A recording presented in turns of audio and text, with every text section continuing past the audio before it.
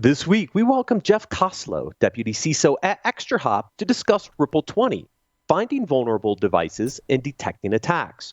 In the leadership and communications section, CISOs say new problem-solving strategies required, how remote work is reshuffling your security priorities and investments, security jobs with a future, and ones on the way out, and more. Business Security Weekly starts now.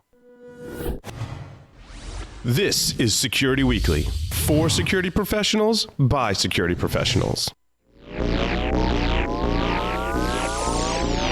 Broadcasting live from G-Unit Studios in Rhode Island, it's the show where we explore the business of security to improve the security of business. Your trusted source for actionable insights on leadership, communication, and innovation. Get ready for Business Security Weekly.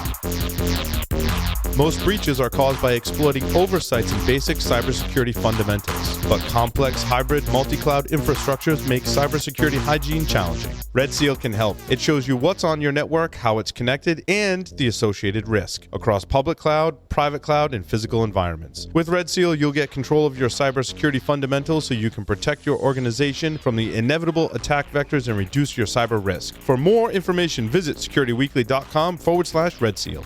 The question is simple. Have any of the systems on my network been compromised? The answer is harder than it should be. Enter AI Hunter. Active Countermeasures has automated and streamlined techniques used by the best pen testers and threat hunters in the industry to create AI Hunter, a network threat hunting solution that does the first pass of a hunt for you to identify systems that are most likely to be compromised and scores the results on a scale from 0 to 100. You can then research those systems in depth with AI Hunter. Focus your valuable time on the systems that need your expertise with AI Hunter. Sign up for a personal demo today at securityweekly.com/ACM.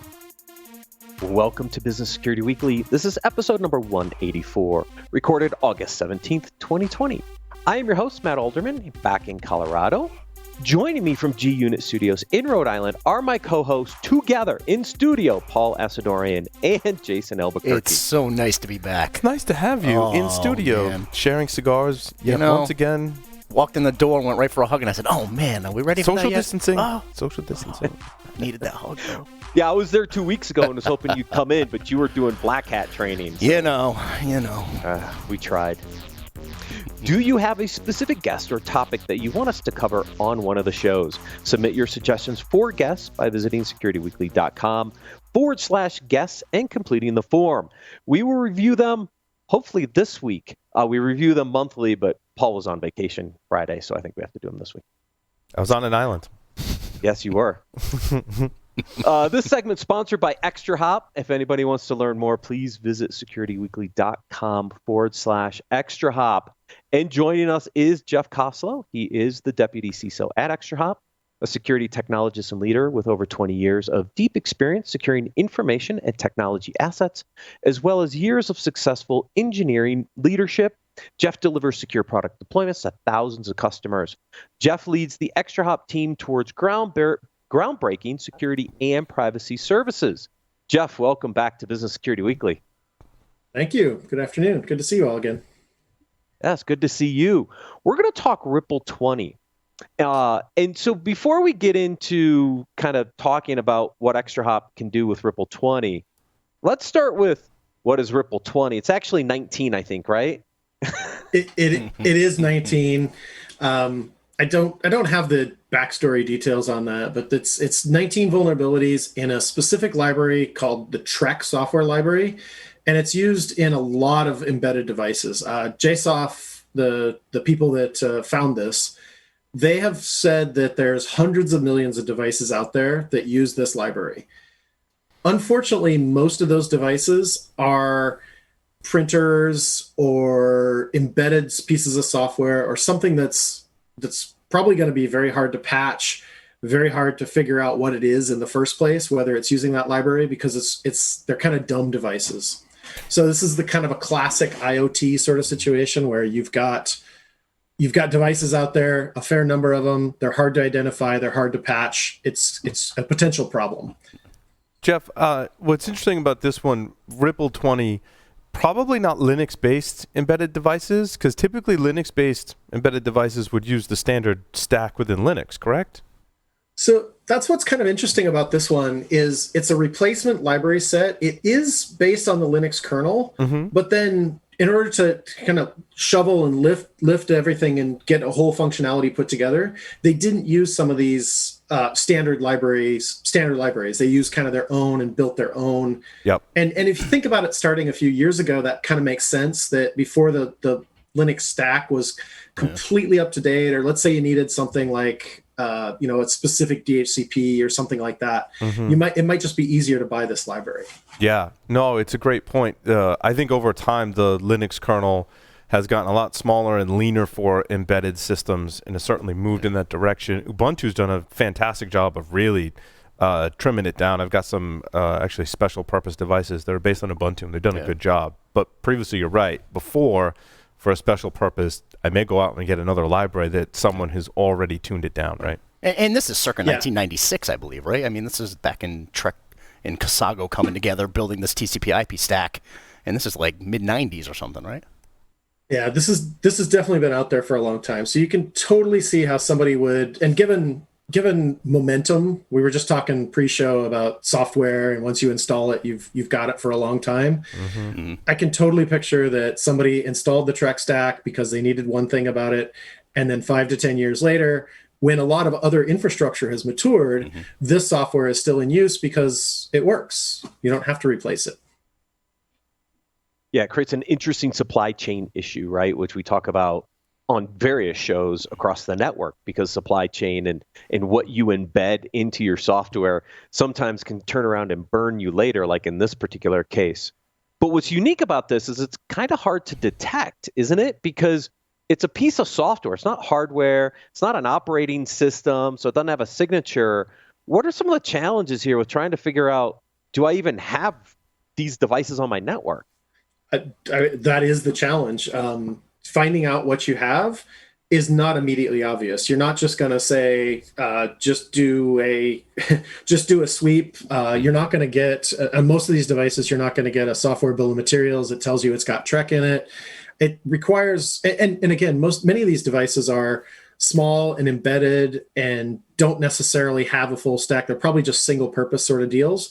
So you may or may not have them even in your catalog. You probably have something in your catalog about them, but more or less you've forgotten about them for a really long period of time. So it definitely poses some challenges. The other thing that sort of makes this one just a little bit harder, other than just purely detecting them, is these devices are very durable in your network. Like, you don't change out your printers every 6 months. You change out your printers every 4 years, however long they live, but they've got a little bit longer. So not only are they dumb devices with some software that you don't want, but they're probably going to be in your network for a good long time. So it poses an interesting challenge. Now, Jeff, I'm trying not to go too far into the weeds, because this conversation certainly could, especially when talking about TCP/IP stack vulnerabilities. But from a higher level CISO's perspective, what I'm hearing, and based on my experience, is this is the kind of vulnerability that can elude you for some time, because even if you have a pretty good asset and a pretty good program, you're not going to know which devices are vulnerable and have this stack unless you're looking for it and or querying for it directly, correct? I believe that's correct. Yeah, I think you're definitely years from now, you might find a few things that you overlooked, unless you're started in now.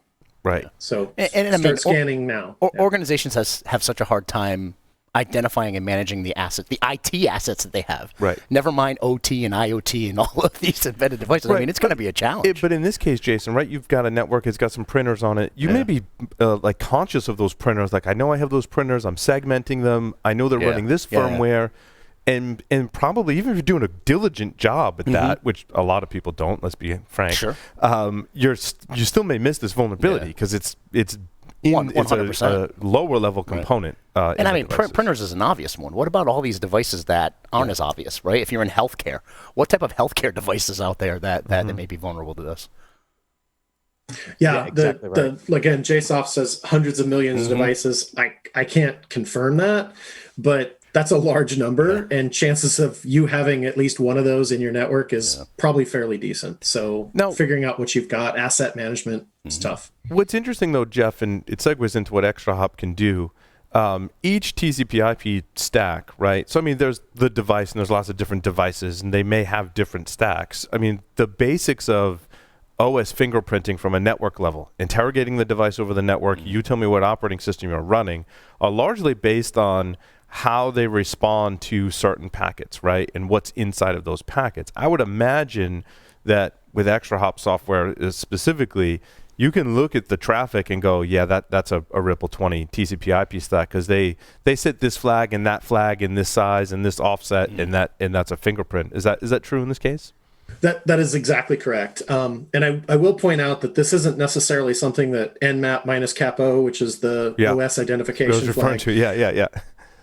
Right. That's not something that this is just going to immediately turn up. We had to take a look at some other very interesting aspects, and it's kind of a beginning to end. You can't just look for it or maybe send a single probe and then find out that it's running Treck version 6.0.0 or whatever the version of Treck is. You have to kind of watch the entirety of the traffic of the device to understand and get a feel for what's on there. Yeah. I've got something I can show you a little bit later that kind of shows how we identify those devices. Yeah, and that's interesting to note too. You know, if you're a CISO and you're challenging your team with, hey, just go out and find these devices, like go do some scanning or write a script to do it. Probably based on what Jeff said, I wouldn't want to be in that position, right?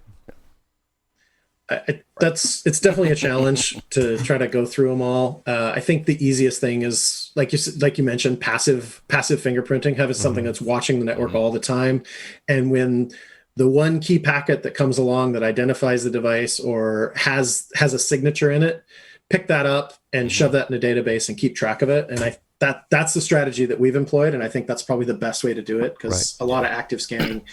In this particular case, active scanning can detect the individual devices, but I'm not convinced that it detects all of the hundreds of millions. And not to mention just the profiles of some of these devices, active scanning may knock out a device or two. And that was one of my other points too, Jason, that is very important, is if you're actively scanning something like a printer on one of these devices, you're probably going to knock it over in the process of trying to figure out what TCP/IP stack it's running. I mean, the other side of that coin is the skepticism, right? As a CISO, if I'm like, I don't know if I'm going to be able to detect this, like, should we put effort into it? But in fact, it actually, I think one of the more interesting aspects of security, specifically with these types of issues, is that software developers interpret the same standard differently, right? This is very much the case. I mean, this is how we're able to do the basic OS fingerprinting that Jeff was alluding to with nmap-O, is everyone interpreted the RFCs slightly differently, therefore allowing us to fingerprint it. So this passive detection, Jeff, that you're talking about, I have a really high degree of confidence, because I know, especially being developer as well, that everyone interprets a requirement differently, and everyone can write very different codes, so much so I can pinpoint that was that developer that wrote that code and that developer that wrote that code, right? So this is a very discoverable thing, in my opinion. Yeah, absolutely. Yes. And when you're watching all the packets on the network, you've got a lot of surface area to find those fingerprints. Yep. And that's one of the techniques that we used here, is just looking to see, and we notice when we see an interesting signature of how the software operates. Yeah, and then you can dig deeper, right? You noticed it, like, oh, I know that this flag's normally set in that, and then do the rest of your checks to become more accurate, right? Yep, correct. Yep. Now, Jeff is going to show us a little demo on how they do this in a little bit, because I thought it would be interesting to see it so people understand some of the challenges with this specific set of vulnerabilities. Now, I think the attack vector comes from two different places, right? They can be IP-based or DNS-based. Is there a difference in how you detect one or the other in the traffic, Jeff? Talk us through that a little bit. So we've moved now from the identification stage into the actual watching for the attacks. And so there's two main attacks that can happen from this. The first one was released mid-July by JSOF, and it was IP and IP, which is, we're going to go a little technical here, but you can take IP packets, shove them in another IP frame, and then you can do all the things that you can do with the packet. You can fragment that, you can do all these other things. And whether that device is listening for IP and IP is completely irrelevant to this particular vulnerability. If I forge a crafted packet that is that is malicious, that has this fragmented offset with not the correct byte links. It doesn't matter if your software was supposed to be listening for that or if it just happened to get that packet. And I can cause, in this case, remote code execution just by sending a stream with these malformed packets in them. That's number one. That's CVE 2020-11896 and 11898. So we're at 2 of the 19 right now. The other one that came out right at Black Hat time, just a week or so ago, or a week and a half ago, was a DNS-based vulnerability. And this one was pretty interesting. I've got kind of a little bit of a background in some DNS stuff. And this one was another problem where it can be remote code execution and it's just in a DNS reply. So I don't even need to send anything out. And I like client-side bugs. And this is a client-side bug in that if I send it something, it has to process it. And so in this particular case, you can send too much information in a particular type of packet, a CNAME, and cause remote code execution. So and that stays in UDP, yeah. Jeff? Yeah, that is in UDP. Gotcha. Correct. So not over 512 bytes, if my memory serves me correctly, on DNS. It would switch to TCP. It's pretty short, but it doesn't matter for this particular thing because everybody listens on UDP for DNS anyway. It just needs to process it. I'm just going to send it, and you're going to process it, and oops. Right. Yeah, a couple interesting remote code execution that can happen from these vulnerabilities. So Jeff, why don't you show us, kind of what you do at ExtraHop to actually find these things? Because there's a detection component first of where are these potential devices, and then are there active attacks against these devices? Kind of a two-step process for you. Mm-hmm. Yeah, so let me set the stage here a little bit. When this first came out, I do run our threat research team. So the first thing we did is let's go get a device that's vulnerable to this. And due to pandemic, I'm not going to put it in the office. So I had it shipped to my home, and I've been playing with it here. So I've got everything. So the video you're going to see is on my home network, and I'm actively using it. I had to set it up so my team could get to it. So I ended up putting a Raspberry Pi on that little isolated segment of my network so that people could SSH into it and develop some of the attacks. So apologies for a Raspberry Pi being a little bit slow running Scapy, which is a Python, a packet crafting tool if you're not familiar with it. Not details we don't have to go into, but it's a little bit slow, but it does affect. So Johnny, would you cue up that video? Jeff, what's the device that you purchased that's vulnerable to these attacks? It's an off-the-shelf. I've forgotten the name of it, but it's I'll say the name. It's an HP LaserJet printer. Okay, so it's a printer. Yep. Yeah. We'll go through and we'll see exactly how we show the printer. So okay. Is that video on? Yes. There we go. Great. So I'm just kind of rolling over here. This is our homepage. Left-hand side, I've got detections. Right-hand side, I'm showing a little bit more about each individual detection. And in the middle there, we've got device inventory. Not a complete device inventory, but this is my home network, so it's also kind of slow. So I want to go into the assets. And so here we've got a little bit broader view of all the devices. I don't happen to have any medical devices on mine, but I do have some of these other devices. What's interesting is when we go into device groups. So these are automatically created device groups. Happily, I have no FTP clients on my network, but I certainly do have HTTP clients, HTTP servers, SSL clients that are a little bit further down. Oh, I love the new devices. Sometimes you want to know when new devices show up on your network. So I just clicked on Treck. So it's bringing up and it's showing me the device traffic for all the Treck devices. In the upper left-hand corner, you can see 2 devices. I can get a list of those devices if I were to click there. But before we do that, let's go look at the properties for this device group. And you can put in some names and things like that. But what's interesting here is we just selected software and we said Treck software. I can select other software. There's Linux, Mac OS, Windows, a bunch of different flavors of Windows. So I can create dynamic device groups of all those devices. But what's interesting is I want to look at the devices that I have right now on this network. So there's 2 HP printers. The top one is my regular home printer that I run all the time. The bottom one is our victim here. And so and you can see it's automatically classified as a printer. I go into it. I can see that it's an HP. That comes from the Mac and the OUI. I know that it's a printer, and I know that it's running the Treck software stack. So it's got that little Treck icon right there. Okay, now I'm headed to my Raspberry Pi, which I named EX2020 for the Ripple20. And here I got a shell, and inside this shell, on this Raspberry Pi, I've got some scripts, 11.896 being one of them.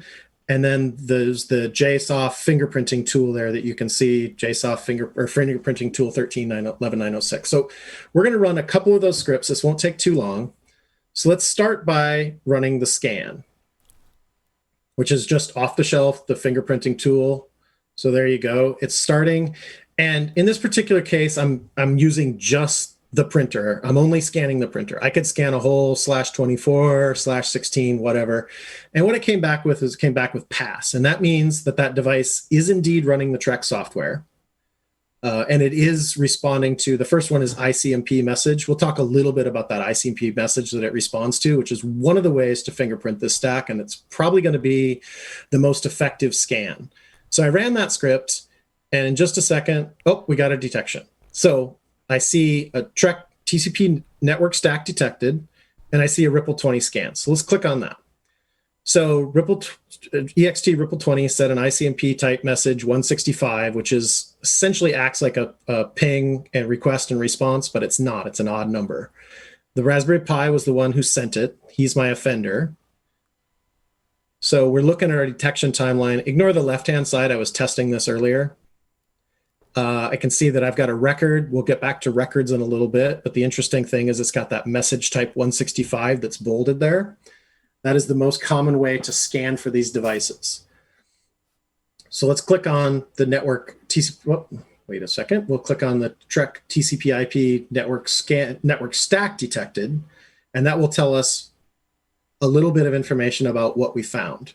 So in this particular case, the offender was our Raspberry Pi, and the victim was this printer. So we did a scan, we found that printer, and we're immediately telling you, hey, somebody was scanning your network, and they found this particular device. So you can run that scan, or you can just set up what I showed you earlier with the device group, and it'll just automatically detect the Treck devices. So a couple different ways. So let's head back to, Jeff, go ahead. That ICMP message, if I memory and Google serves me correctly, there is no type 165, right? That is exactly correct. Thanks for pausing it, Johnny. That is exactly correct. There is 165 is undefined, and one of the key fingerprint things, active fingerprinting things with the Treck software is when you send it a ICMP 165, it'll respond with a 166. Oh, which interesting. Is exactly like a ping, except those numbers are undefined. Right, they're not defined in the RFC, so that's it. But it has to be 165 in order to expect the response to be 166. Right. Gotcha. Correct. And there are some devices. So again, the Treck software is kind of a library and a bunch of puzzle pieces that you can put together. So there are some devices that may be running the Treck stack that do not necessarily use this particular ICMP component of the library. Gotcha. So it's not 100% reliable, but it's fairly reliable. Right. Okay. So that was kind of quick, but let's go back and we'll continue. So I'm about to start our first attack here. And this is the 11.896 script, which we talked a little bit about. Essentially, this is starting up Scapy on the Raspberry Pi, so it's a little slow. It's going to send 9 or 10 packets, I think it's 9, that are specifically trying to exploit the what I spoke about earlier, the IP within IP and the fragmentation. So we sent those packets, and let's go look at the UI here. We saw it update, and in just a second, we're going to see that bump up to 3. Takes just a second. And there it goes. So we'll click on the 3 detections that we see, and sure enough, we have a new one that now we're attempting an exploit. And you can see that we've raised the number there, so it's a 92 in our scoring. It's a little hard to read there, but essentially this is saying bottom line says CVE 2020 11.896, CVE 2020 11.898, fragmented IP and IP. I've got my attacker. I've got my victim. I can scroll down a little bit and we can see our timeline that shows you kind of what's been happening. And I had been doing it the other day. So there could be more than one victim on this one. In this case, I only have the one victim. But if there are multiple devices out there that we tried to attack, they would all show up in there. So we're going to head back here. Just went to go look at the device. Let's cancel out of the investigation we're doing right now. Go back to the last 5 minutes so that we can just sort of go to get a view. You'll notice here that little arrow there shows you that there was a detection at that particular point in time. But now we're ready to attack the DNS one. So what this is doing specifically is it's going out and it's hitting a DNS server, grabbing a valid CNAME packet, and then modifying it to attack CVE 2020-11901. And give it just a second here, and the detection will show up because we sent our packet. And it should go from 3 to 4 here in just a second. Oh, so Jeff, you don't have to actively intercept a DNS request. You can just send the response to the UDP port? Exactly. Yes. And that was what I mentioned earlier. I love that sort of thing because I can just craft a malicious packet and send it. And in this particular case, we did it. Yeah. And then send it in. So he never sent a DNS request. I just sent him a response. Gotcha. Oh, that's really malicious response. Yeah, because you didn't have to monkey around with min in the middling and forcing it to send a request and all that stuff. Yeah, that's even more dangerous. Mm-hmm. Just put that at a high level. That's super dangerous. Right. That's a lot less work for the attacker. Yep. It's also over UDP, so you can potentially figure out ways to get that through broadcast some firewalls. Broadcast, multicast, yeah. Mm-hmm. Yep. All sorts of ways to affect that sort of attack. Okay, we're almost done here. This goes pretty quick.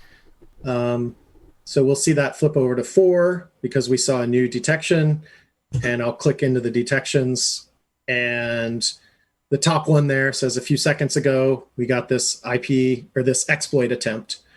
So again, upper left it shows you CVE 2020-11901. We've got an offender, we've got a victim. The victim is, again, the printer. And if we had attacked more than one, we would see those, of course. This is where it starts to get interesting. I glossed over these records earlier, but records are like log lines. And you can see all my A's there. That's my little sled to try to get in. And this is not, we didn't weaponize this by any effect, but that's kind of the usual way things go. Gotcha. So let's go to our records page. You can see the MITRE techniques in the bottom, but we're not going to have time to go into that. So here's the same record again. I've got this long record. Scroll over to it was a query, it was a response actually, and the query type was just an A. And there's our A's to try to get into it. Now, what's really interesting about this one, and this is just a standard feature of the software, that little bullet right there, you click on that, and it takes you to the PCAP.